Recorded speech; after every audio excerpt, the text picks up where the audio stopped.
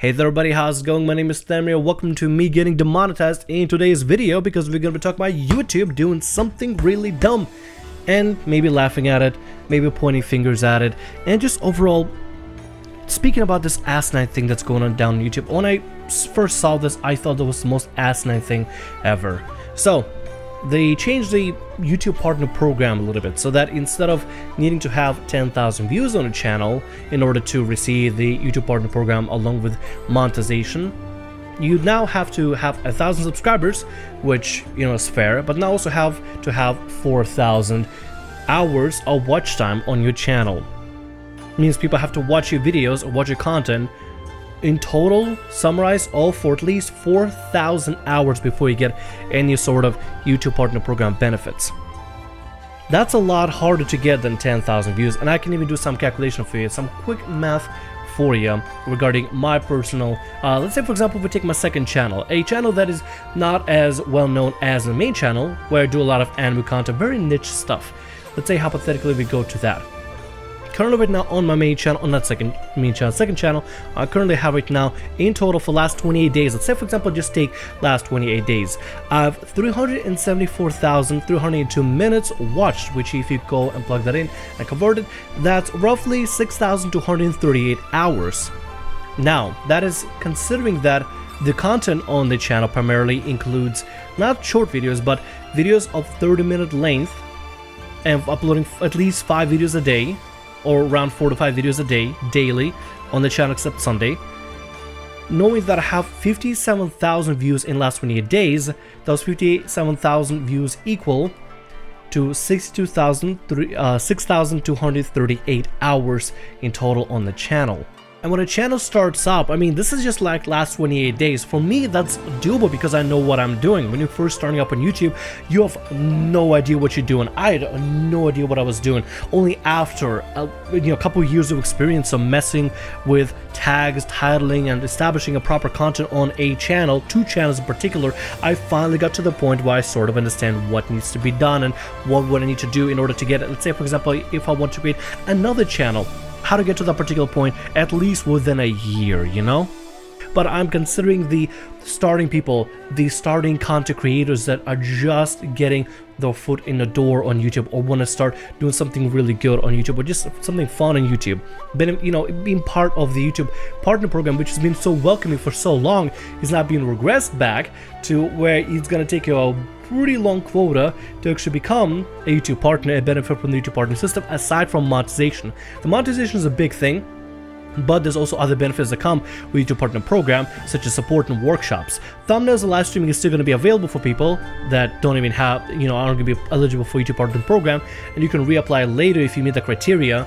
And YouTube is being kind of vague about who meets the criteria, who doesn't. Is there some sort of grandfather system in? See, then I've been transparent about it. I went over on YouTube Reddit page to see what people, are saying about this, and to see if anybody had any kind of interaction with YouTube employees, YouTube staff about it. On Twitter, they say, oh, this system is going to be put up, and then start saying something along the lines of, oh, if you already have monetization, you're not affected. But then also they have a deadline for the February 20th about this, so it's very, very vague on YouTube's part to just say, hey, the system is coming in. If you don't have the subscribers and views by that month, by the deadline of February 20th, then your advertisement and monetization and YouTube partnership is null and void, and we're going to send you whatever AdSense money you earned there, right? And I think primarily this is the main reason why they're doing the way that they're doing. They just don't want to be paying out the little guys right now because, well, if you didn't know before, if you've never done any kind of research, YouTube at the moment right now is still, and has been for years, a losing business. They've always gone in the red every single time. It doesn't make profit. It always loses money for Google. It makes some profit there, a little bit here and there, but then it loses money through different changes and integrations that goes through, by Google. So, I mean, it's been kind of a losing business from the start, and I'm guessing this is the way of making it so that they don't have to pay smaller channels the payout. Let's say, for example, somebody gets, I don't know, $100 every 2 months or something, right? They're not a big channel, whatever, they just maybe make meme videos or whatever, or make sometimes some Final Fantasy 14 videos, or anything, really, any type of videos, beauty videos, gaming videos, you name it. Let's say hypothetically they make some portion of money, nothing too significant, but maybe they're a college student, maybe, I don't know, maybe they, could use it for gas in a car or something. I don't know, that's still money, people were able to make through the ad revenue. I think they should be able to still be able to make it, nevertheless, just doing some sort of a cutoff and doing some sort of a system where it blocks people off from not benefiting from the YouTube partner program just because they don't have 1,000 subscribers or don't have the views is pretty asinine, especially because while the little guys, the startups, have to deal with this kind of BS, the people that are already pre-established on the channel, the big channels, I don't want to call out any names, but the ones that have caused advertisers to leave YouTube, possibly temporarily, but still have gamed the system for YouTube Kids to put a lot of disturbing LSN-spotting videos on YouTube Kids and YouTube in general, and be fed towards the kids app of YouTube. And particular people that walk around the forest trying to look for some disturbing imagery that goes against the TOS for YouTube to film it and sensationalize it. Can't speak even. They're not being held to a particular standard. Oh, that was just that, slap on the wrist, don't go in a forest where people kill themselves. Oh, okay, yay then. Good job, YouTube, thanks. Wow, you really showed how, how controlling you are, how responsible you are for the content creators and what happens on this platform. Wow, he totally didn't put any of those videos, up on trending or anything. He totally didn't benefit the entire, drama, the entire dilemma that happened. If you've been keeping up with YouTube, you know exactly what I'm talking about. Everybody on the mother has talked about it. I just don't talk about this kind of stuff because I don't want to get myself into this, but this is absolutely asinine. Why, YouTube? Why? Why do you do the things you do? Like, to be completely honest, I love making videos on YouTube. I love streaming and I love having a good atmosphere, but this is just so stupid not for me to talk about it. It's like seeing a dumpster fire, but everybody else ignores it, and at a certain point I can't just ignore the dumpster fire. I say, hey, yeah, could we please put out this malignant dumpster fire? It reeks. It actually reeks. It's there. It's burning. It's on fire. It'll be burning for days. Can you please put it out? Get rid of it? No? Okay. It just, it's so dumb. I know I'm very passionate about it, but I do want to, have kind of some counterpoints regarding this whole thing.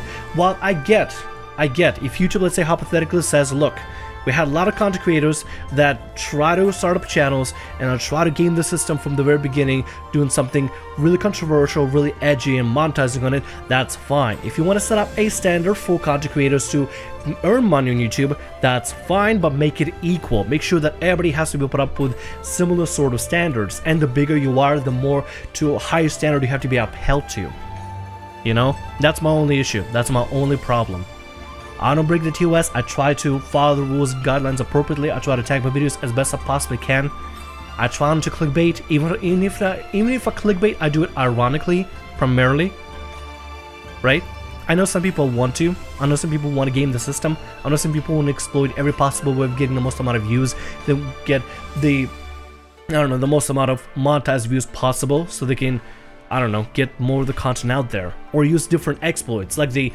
Okay, that's going to be dipping a little bit into the YouTube gaming drama, just a slight bit, just a smidge, but I've been told that there are people that have confirmed they've been using a particular exploit where they start streaming on YouTube gaming or to YouTube gaming from the PlayStation 4, then they disconnect the PlayStation 4 from, the Ethernet cord, and then change or apply the stream key on YouTube gaming, or just YouTube, onto the OBS to start streaming.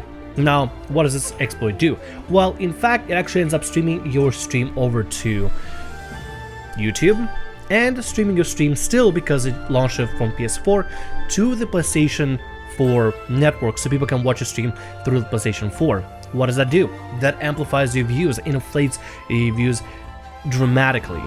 Especially if you're playing something really popular, something really big. I don't know, if you're playing, let's say, Fortnite right now is a really big thing, right? Yeah, Fortnite is a pretty big thing. So let's say somebody used that exploit to get Fortnite to be streamed directly to the YouTube channel, and they're also benefiting by inflating the views from the PlayStation Network streaming service, right? So people can watch your gameplay and stuff, and people can see the fancy overlay that you have on OBS and everything. Well, what does that do? Is that inflates your views a lot more, which puts you on a top searchable, I guess, criteria on YouTube gaming or YouTube in general, so people are more likely to find you and search you. and be able to watch your streams. So it further increases your views, further increases the amount of chance you can get more subscribers, more monetized views from streaming, which is not really that much in particular. People are more likely to go and sponsor you, donate you to, and whatever. You get a lot more eyes on you, and have more eyes on you when streaming is usually a really, really good thing. It puts you, you know, it puts you there on the map there. Puts you there on the map really, really nicely. People have been using exploits like this in order to just inflate their views so they get more, you know, put up there. I didn't do it. I don't care for it. I don't need it. I know the exploit's there. I have a PS4. I technically could do it, but I don't care for it because what's the point of inflating the views? I just want to be able to, you know, stream Final Fantasy 14, MMO games, and sometimes anime games on second channel. Be able to make Final Fantasy 14 videos and streams and anime videos on the second channel and stuff like that. I just want to be able to make my own content. I am not interested in gaming the system. I just want to be, hopefully, a decent content creator and be able to make good, passionate content. I know I'm being overly passionate right now, and I apologize. Typically, I don't talk about this kind of thing that happens on YouTube. Even though a lot of things on YouTube do frustrate me, I typically keep my mouth shut because I try to ignore it. I try to avoid it. I try not to even think about it because I don't think anybody wants to hear about this, right? I mean, who wants to hear from Thuriel, the Final Fantasy guy, about YouTube and what exactly ticked me off? They can, you can ask me on streaming if anything, but it's just, this particular thing is just, it grinds my gears to the nth degree. It's just, why, YouTube? Why? And the worst part is, the new guys, the new content creators are being held to this standard, or some sort of a stricter standard, but the bigger guys are not, and that is the most annoying thing to me. Fine, yeah, put up your standard if you want to, that's completely fine. Want to make it so that it's harder to get into YouTube Partner Program and regress back to the days where people needed to join an MCN, a multi-channel network, MCN, like, I don't know, full screen, Maker, RPM Network, Machinima. You might know what Machinima is. People had to be part of Machinima to become a partner on YouTube. It was a huge deal, a really big deal. Yeah, it's gonna be regress. It feels like it's regressing back to those days, and it's absolutely ridiculous. There are, however, gonna be apparently some methods of dealing with it, and as far as I understand from reading up online, YouTube is gonna try to roll out a system where people can link their Patreon or Kickstarter or any other fan funding kind of thing, so they can, still get monetization through other means, not just through YouTube, whenever they don't have YouTube partnership program. But like, for the longest time, YouTube did not want people to advertise their Patreon and Kickstarter, so it's like they're flip-flopping on that issue all over again. It's the most annoying thing ever. Good thing, thankfully, we have Philip DeFranco shouting out some good ways that people, people that have like 1,000 subscribers or don't have 4,000 exactly video views, starting content creators, or maybe people that had channel for a while just haven't really had a lot of growth but still working hard on it. You've been trying to shout them out and trying to let them know, hey, the other alternatives right there, feel free to benefit from them or try to at least dip into them just in case. And then all over YouTube, the YouTube Reddit page, people are talking about different alternatives and everything. Is just, it's a broken system, and I get the standard for it. Look, I'm gonna play the devil's advocate. I understand the standard for it. I get it. YouTube probably losing a lot more money paying out the little guys than paying out the big guys. They want to make sure that people that do get through the hard work and dedication and find a way to get the 1,000 views through just attracting, fans, I guess, and people to subscribe, and through the racking up hours watched on the channel.